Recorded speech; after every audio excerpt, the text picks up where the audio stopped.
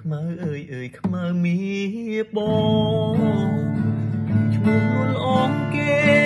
ថាអូនខ្មៅតែតាមការពិតសេចសមកខៃតែដាអីស្រីថ្លៃហើយឈ្មោះខ្មៅពីតូច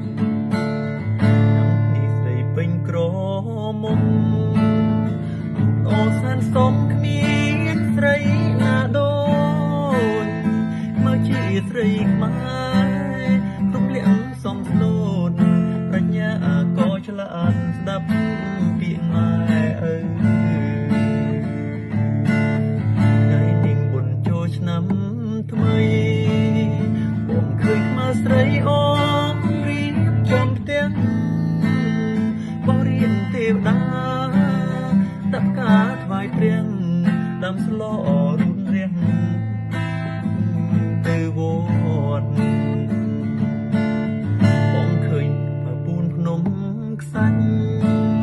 រួចអូនតាំងបានដងទឹកស្រង់ព្រះជួនងាកឃើញបងញញឹមសែនស្រង់រូបអូនខ្មៅឈ្មោះតាសាច់ដោយសំឡី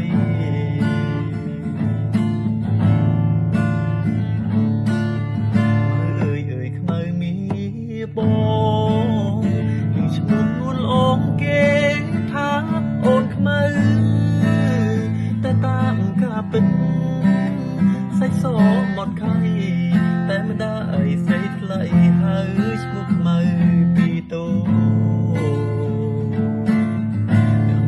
ឆ្នាំថ្មីស្រីពេញក្រមុំអូសានសំគ្មានស្រីណាដូចជាស្រីខ្មែរមកលៀងសំស្លូនប្រាជ្ញាក៏ឆ្លាតស្ដាប់ពាក្យម៉ែឪថ្ងៃនេះបុណ្យចូលឆ្នាំថ្មីបងឃើញខ្មៅស្រីអូនរៀបចំផ្ទះបរិយាទេវតាដាក់ការថ្វាយព្រះដាំស្ល